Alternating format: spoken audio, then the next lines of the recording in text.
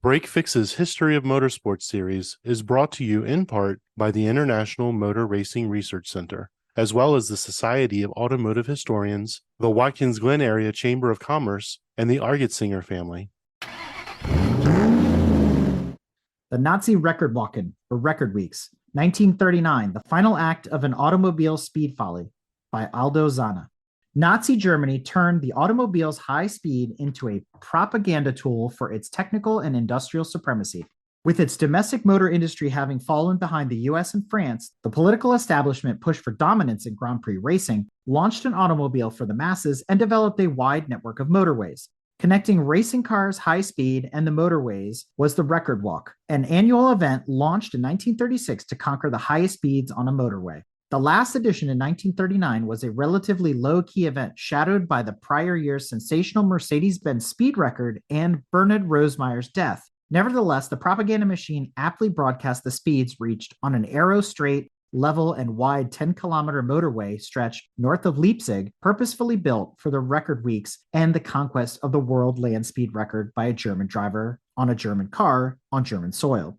After a quick recap of the 1936 through 1938 editions, Aldo discusses cars shown in the 1939 Daimler-Benz and Hanomag, as well as clear some mysteries left unsolved through the decades. This presentation will also cover the records established by Italian and British drivers 3 months before World War II began.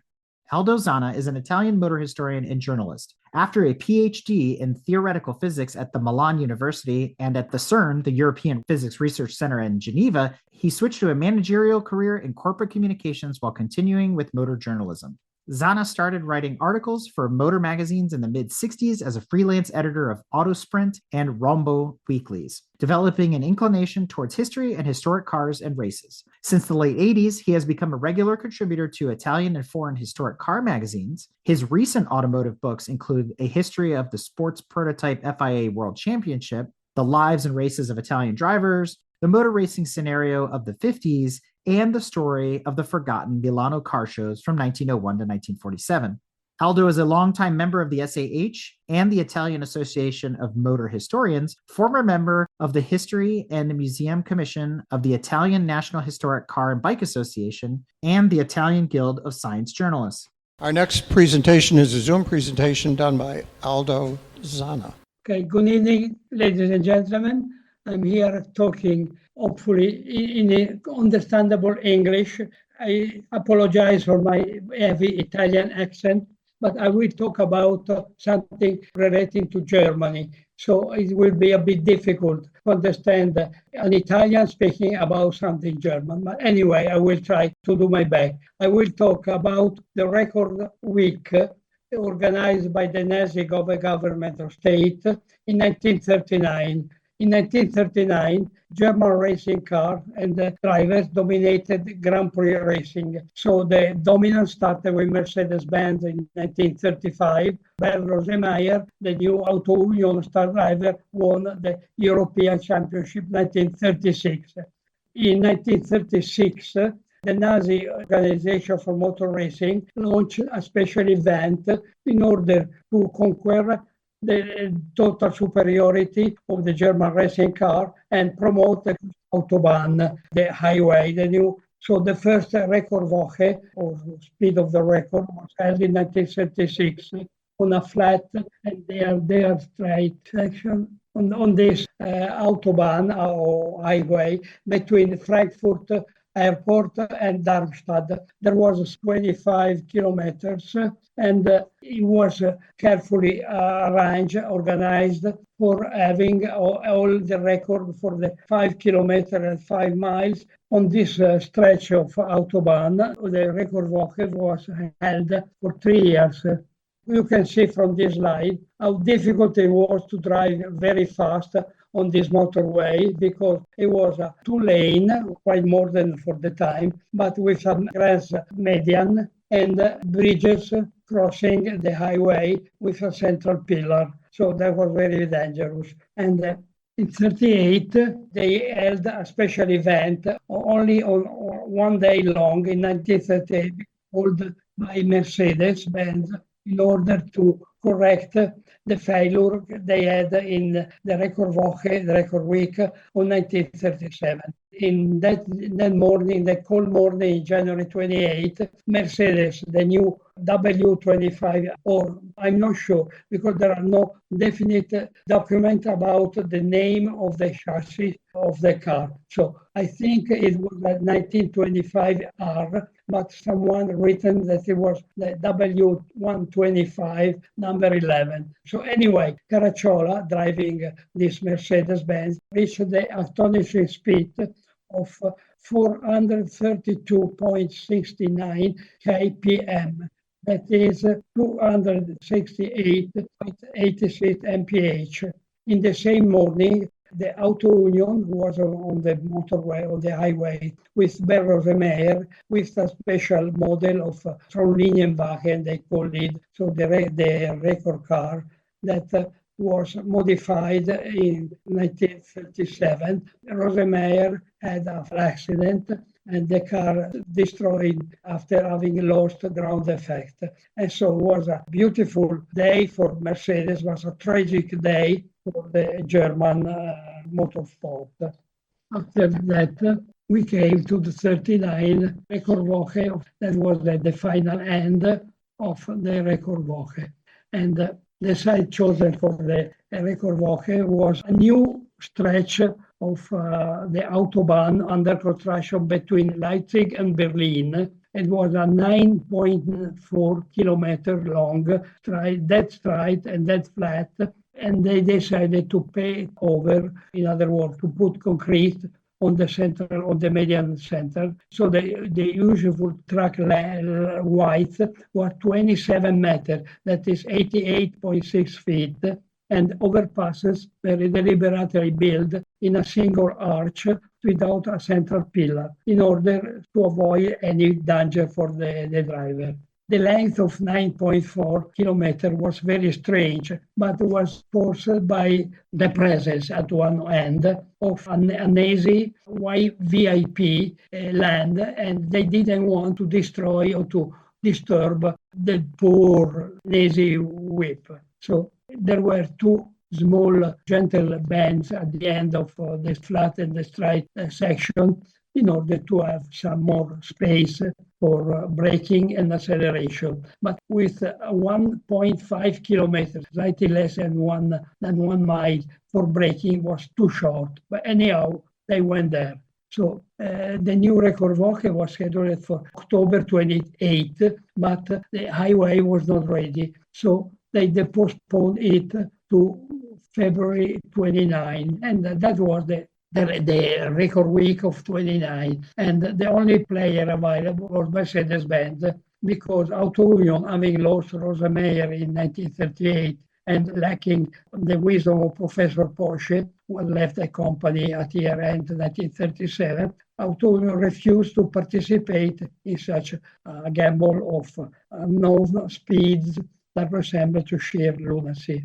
Only Mercedes were available. To avoid the embarrassment of a single player, single category event, Hanomag was called at the very last moment with a diesel-engined car, which, in order to try for a new record, something absolutely unknown until now, a diesel, can you imagine, a diesel engine record car was not so fast like a normal high-speed car available on the street. There was also a BMW motorbike, special station streamlined in order to conquer the record of half-liter class. The record decided by Mercedes-Benz was a standing start, Class D like Delta record. So it was something completely different from the 38 APR record. And they used a Grand Prix car, W154, number 11, with a special semi-streamlined body already designed for the Tripoli Grand Prix. So the engine was a 3-liter M154.114. The driver was Caracciola, who was holding the record of the previous year. He was forced to do the same record for a limited speech. So not car started, standing start. You can see the width of the highway, but Caracciola chose to run on one side because he thought that the center line was too difficult to drive because of too many dirt. So the record was on the kilometer 165.89 and on the mile 204. So it was a kind of easy triumph. Neubauer very happy welcoming Caracciola coming back.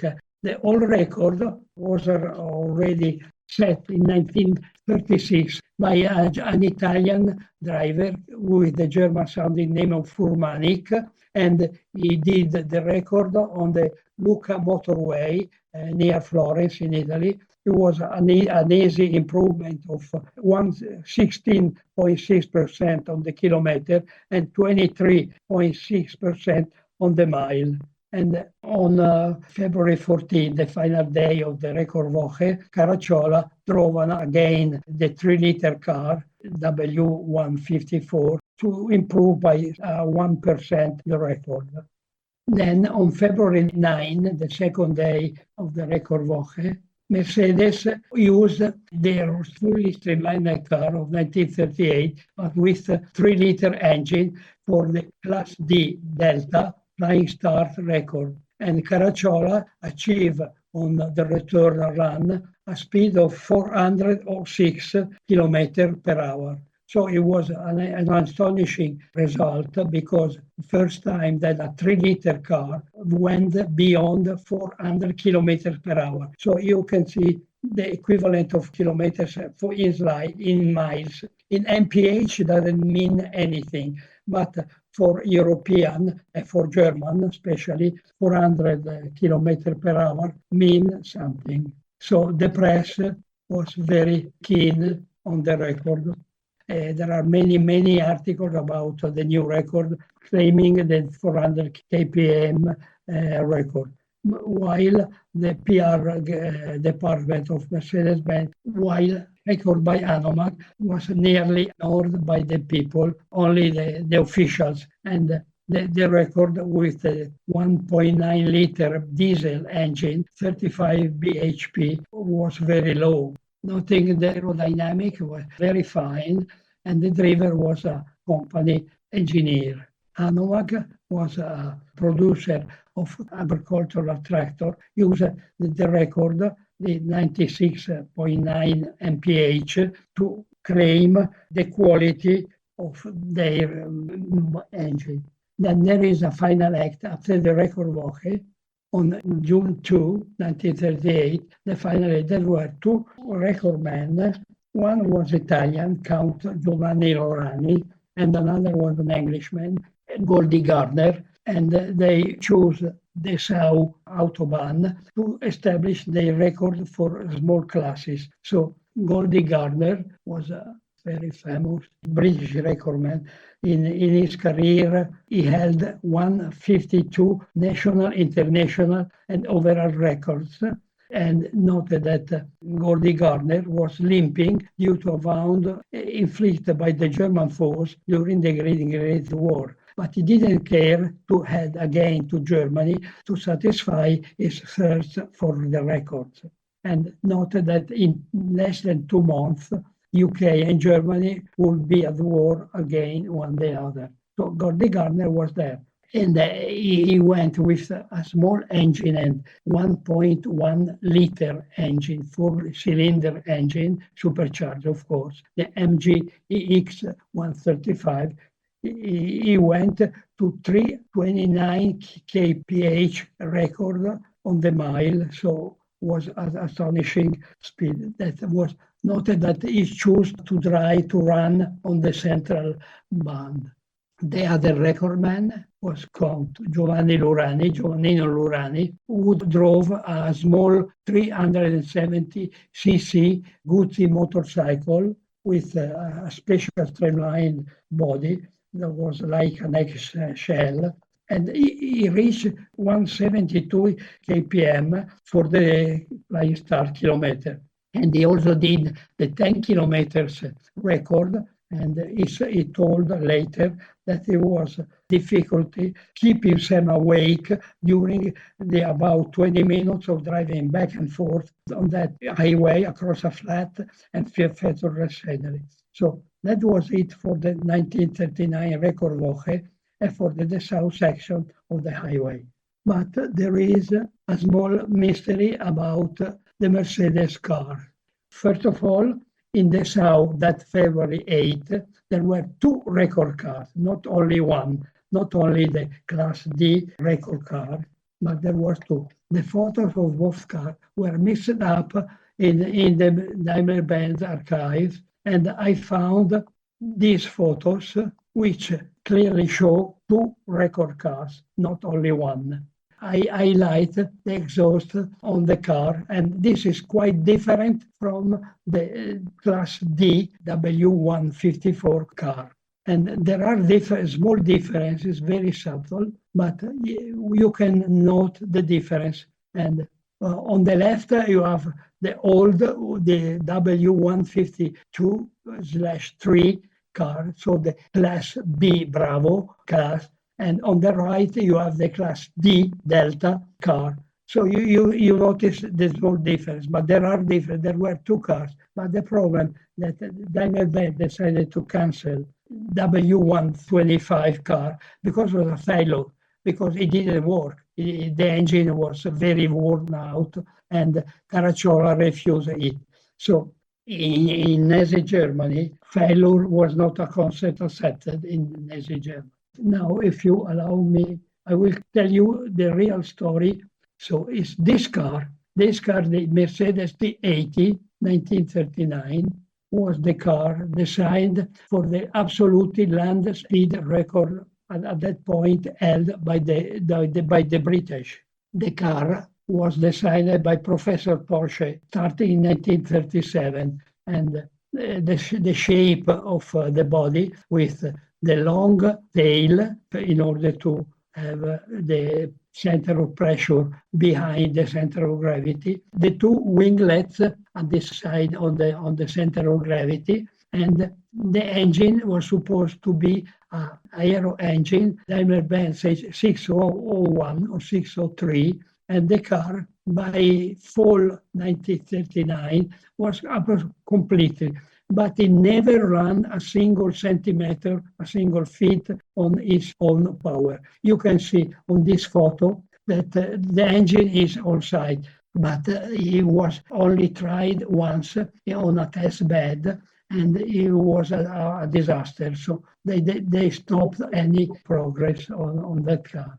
The original drawing by Porsche was very interesting. That was the first one in 1937. In order to obtain downforce, they used to have a wing, an inverted profile wing under the two real wheels. But the solution was too difficult, so they opted for the two winglet. The two winglet on the center of gravity was absolutely useless, but it took 30 years, and the Formula One 40 years, to understand the real reason why the winglet very useless and the wing above the real wheel were effective.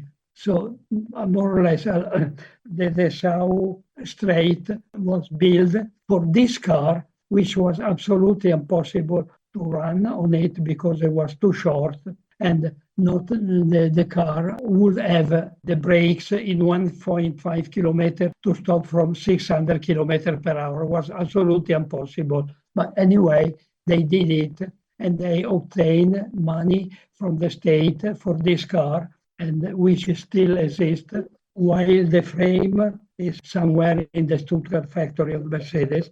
The body is displayed in the Mercedes-Benz Museum. It's the last item of the speed section. It's on the wall after the exit, just above the cafeteria. And it's a very sad end for a car whose existence was praised by Hitler himself when he issued the order to win the land speed record for Germany. He wanted a German car, a German driver on German soil. This is the reason why the Dessau section was built. And it explained the 1939 record was the dress rehearsal for the future land speed record contest. That's it. So I thank you, and we'll open to questions, if any. Take a few minutes, stretch your legs, and we'll see you in a few minutes.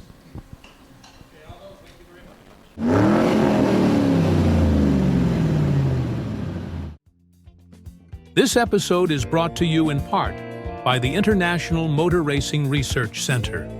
Its charter is to collect, share, and preserve the history of motorsports, spanning continents, eras, and race series. The center's collection embodies the speed, drama, and camaraderie of amateur and professional motor racing throughout the world. The center welcomes serious researchers and casual fans alike to share stories of race drivers, race series, and race cars captured on their shelves and walls and brought to life through a regular calendar of public lectures and special events. To learn more about the center, visit www.racingarchives.org. This episode is also brought to you by the Society of Automotive Historians. They encourage research into any aspect of automotive history. The SAH actively supports the compilation and preservation of papers, organizational records, print ephemera and images to safeguard, as well as to broaden and deepen the understanding of motorized wheeled land transportation through the modern age and into the future. For more information about the SAH, visit www.autohistory.org. We hope you enjoyed another awesome episode of Break Fix Podcast, brought to you by Grand Touring Motorsports. If you'd like to be a guest on the show or get involved, be sure to follow us on all social media platforms at Grand Touring Motorsports. And if you'd like to learn more about the content of this episode, be sure to check out the follow-on article at gtmotorsports.org. We remain a commercial-free and no annual fees organization through our sponsors, but also through the generous support of our fans, families, and friends through Patreon. For as little as $2.50 a month, you can get access to more behind-the-scenes action, additional pit stop minisodes, and other VIP goodies, as well as keeping our team of creators fed on their strict diet of Fig Newtons, gummy bears, and Monster. So consider signing up for Patreon today at www.patreon.com/GT Motorsports. And remember, without you, none of this would be possible.